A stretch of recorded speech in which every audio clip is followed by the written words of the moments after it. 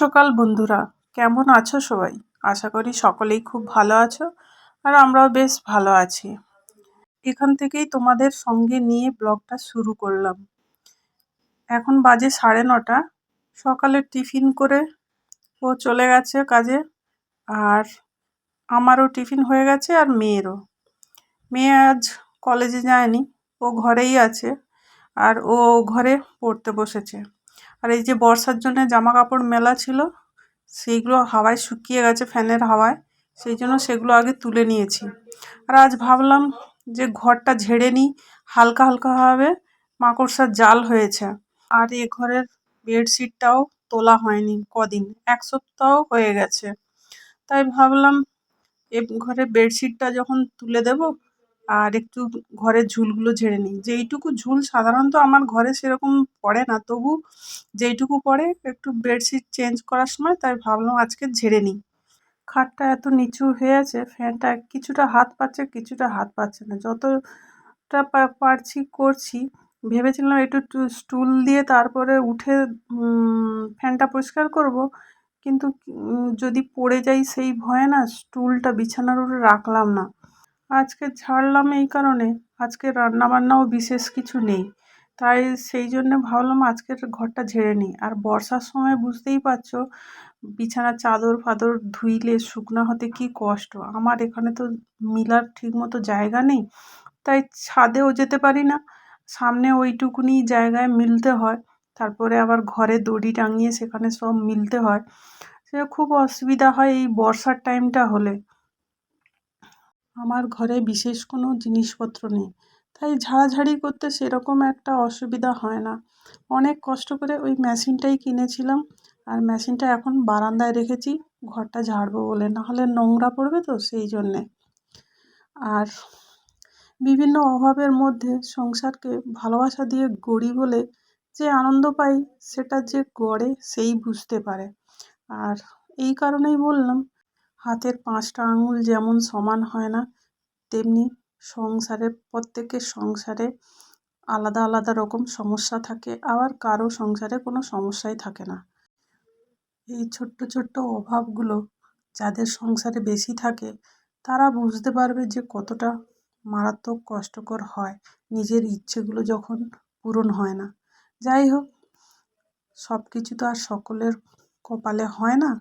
আর তবে তার মধ্যেও খুশিতে থাকাটা সবথেকে বড় কথা। তার মানে এই নয় যে আমার সংসারে অভাব নেই, অভাব আছে, ছোটোখাটো হলেও অভাব আছে, কিন্তু সেগুলো আমরা হাসি মুখে মেনে নিই। বিভিন্ন রকম ছোটোখাটো অভাবের মধ্যেও যখন আমরা 3জন যখন হাসি মুখে একসঙ্গে খেতে বসি, একসঙ্গে হাসি ঠাট্টা করি, তখন মনেই হয় না আমাদের যে কোনো অভাব আছে বলে।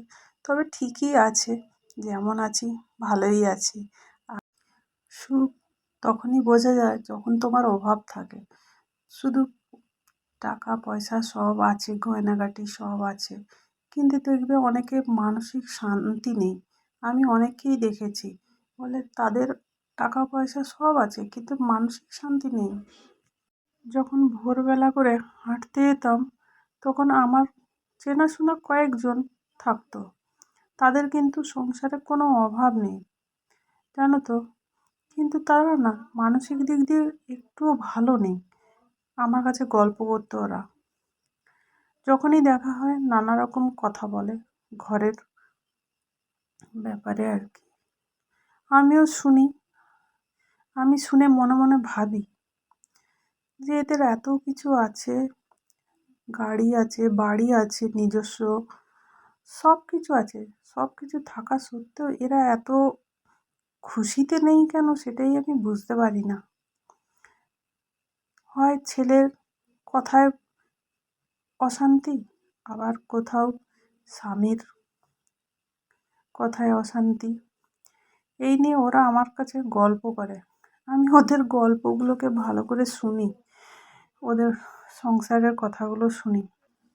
আমাদের অভাব সেরকম কোনো কিছুরই নয় আমার কাছে, কারণ আমাদের যেমন আছে তেমন চলছে, খুবই ভালো। আর রইল শান্তি অশান্তির কথা, ওটা তো সংসার মাত্রেই থাকবে। তবে হ্যাঁ, তবু নিজেকে আমি সবসময় হাসি মুখে রাখার চেষ্টা করি। ও যখন বাড়ি ফেরে তখন দরজাটা খুলি হাসি মুখে, যাতে ও কোনো কিছু বুঝতে না পারে। বন্ধুরা, যারা আমার ভিডিওগুলো প্রথম থেকে দেখছো তাদেরকে অসংখ্য ধন্যবাদ। আর যে সমস্ত নতুন বন্ধুরা আমার ভিডিওগুলো দেখো তাদের কাছে অনুরোধ, আমার চ্যানেলটিকে সাবস্ক্রাইব করে পাশে থেকো। যাই হোক, দেখো, তোমাদের সঙ্গে কথা বলতে বলতে আমার ঘরের সমস্ত কাজ হয়ে গেছে। ও ঘরটাও মুছে পরিষ্কার করে নিয়েছি। আর ও ঘরের দরজা বন্ধ সব সময় রেখে দেয়।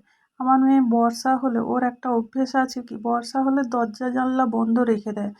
কারণ বলে ভিজা ছ্যাপ করে বলে ওর ভালো লাগে না। সেই জন্য ওর দরজা বন্ধ করে ফ্যান চালিয়ে দিয়ে বসে থাকে। যাই হোক, ও তো পড়ছে, এখন ওর সামনেই পরীক্ষা, তাই ও পড়ছে।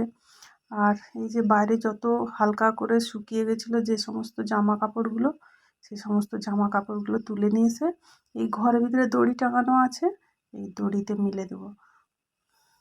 আর এই যে বিছান টিছান পরিষ্কার। এই বেডশিটটা না কিছুদিন আগে একজন ফেরিওয়ালা এসেছিলো এখানে, তার কাছ থেকেই নিয়েছি। 300 টাকা নিয়েছে। বালিশের কভার নেই। কেমন হয়েছে বলো তো? আমাকে কি ঠকিয়েছে? কমেন্টে জানিও। আর এই যে আজকের খিচুড়ি করব, চাটনি করব আর বাঁধাকপির তরকারি করব। সব কিছু কেটে টেটে সব রেডি করে নিয়েছি। আর স্নান করেও পুজো টুজো দিয়ে চলে এসেছি। আর এদিকে এসে দেখি সাদা তেল শেষ হয়ে গেছে। এবারে যেইটুকু ছিল সেইটুকু দিয়ে সবজিগুলো ভেজে নিচ্ছি প্রথমে। ওই কালকের যখন বাজার নিয়ে এসেছিলো তখন ফুলকপিটা নিয়ে আসেনি।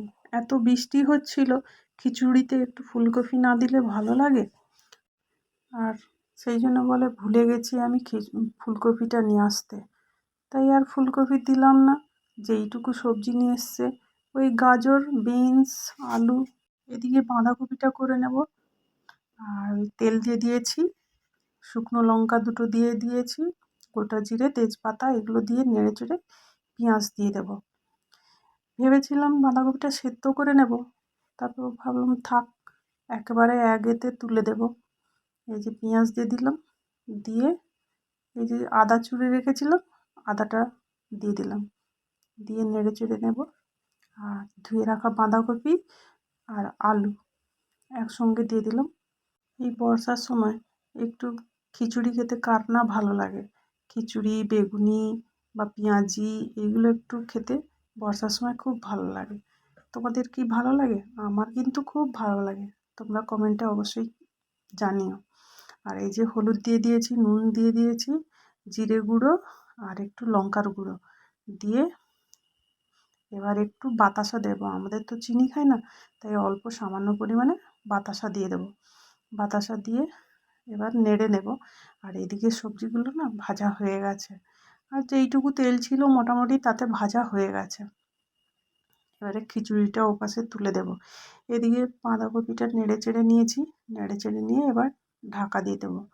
ওদিকে আতপ চালটা একটু কিছুক্ষণ জল দিয়ে রেখে দিয়েছিলাম, যাতে না তাড়াতাড়ি সেদ্ধ হয়। আর সেই জন্যে এদিকে প্রথমে ডালটা ভেজে নিয়েছি, ধুয়ে ভেজে নিয়ে লঙ্কা, তেজপাতা সব দিয়ে দিয়েছি। আর এবার আতপ চালটা দিয়ে দিলাম, দিয়ে ভালো করে নেড়ে চেড়ে নেব। তার মধ্যে হলুদ দিয়ে দিয়েছি, দিয়ে এবার ভালো করে একটু নেড়ে চেড়ে নিয়েছি। নিয়ে সবজিগুলো দিয়ে দিলাম, দিয়ে নেড়ে নেব। জানো তো, খিচুড়ি আমাদের ঘরে খুব কম হয়। আর খিচুড়ি খেলে না এরা কেউ বলে না যে পেট ভরে খিচুড়িতে, তাড়াতাড়ি খিদে পেয়ে যায়। ওই জন্য খিচুড়ি সেরকম আমি করি না। মেয়েটারও খিচুড়ি খেলে সেরকম পেট ভরে না, ওর বাবাও বলে খিচুড়ি খেলে তেমন পেট ভরে না। আর এই যে জল দিয়ে দিয়েছি, দিয়ে লবণ দিয়ে দিয়েছি। আর লঙ্কা গুঁড়োটা দিতে ভুলে গেছি, বাতাসা দিয়ে দিলাম। একটু মিষ্টি মিষ্টি না হলে আবার খিচুড়ি আমাদের ঘরে খেতে পছন্দ করে না। আর এই যে লঙ্কার গুঁড়ো দিয়ে দিলাম, দিয়ে এবার ঢাকা দিয়ে দেব। ঢাকা দিয়ে একটু বাতি কমিয়ে দেবো, বাতি কমিয়ে। আর এদিকে এই যে বাঁধাকপিটা হয়ে গেছে। আর আমার হাজব্যান্ড বলেছে কড়াইতে সব রেখে দিতে। আর এই যে গরম মশলা দিয়ে দিলাম, কারণ সে আসতে একটু দেরি হবে। গরম গরম খাবে, না হলে বাটিতে ঢেলে নিলে ঠান্ডা হয়ে যাবে না, ওই জন্যে কড়াইতে রেখে দিয়েছি। এবার বাঁধাকপি তো হয়ে গেছে, আর ওদিকে খিচুড়িটাও হয়ে গেছে প্রায়।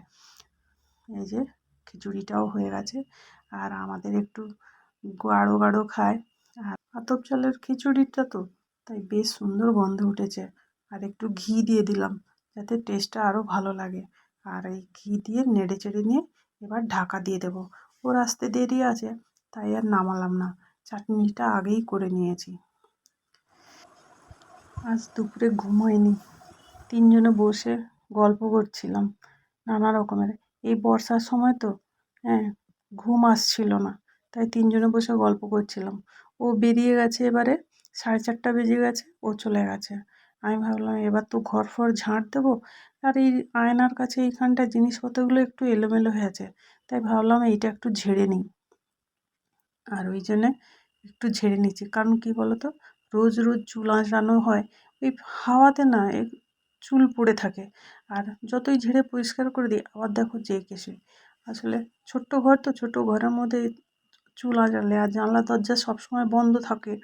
সবসময় না, এই 4টা বাজলে বন্ধ হয়ে যায়, কারণ বাইরে থেকে সব পোকামাকড় ঢুকবে, মশা ঢুকবে, সেই জন্য জানলা ফানলা বন্ধ করে দিতে হয়। তাই ভাবলাম এইগুলো সব গুছিয়ে নিই, একটু মুছে নিই। সেই তো সন্ধ্যাবেলা আমাকে ঘর ঝাঁট দিতে হবে, তাই এইগুলো সুন্দর করে একটু গুছিয়ে ঝেড়ে পরিষ্কার করে নিই। আর এই যে যে সব পরিষ্কার করে সন্ধ্যা দিয়ে চলে এসেছি সন্ধ্যার টিফিন তৈরি করতে। ওই যে বেসন দিয়ে একটু বেগুনি করব, আর এই যে বাঁধাকপি ছিল, বাঁধাকপি দিয়ে মুড়ি, পেঁয়াজ আর পাতিলেবুর রস দিয়ে মুড়ি মাখা করব। যাই হোক বন্ধুরা, আজ এই পর্যন্ত। দেখা হচ্ছে অন্য আর একটা ব্লগে। ভালো লাগলে লাইক, কমেন্ট, শেয়ার করে দেবেন, আর আমার চ্যানেলটিকে সাবস্ক্রাইব করে পাশে থাকবেন।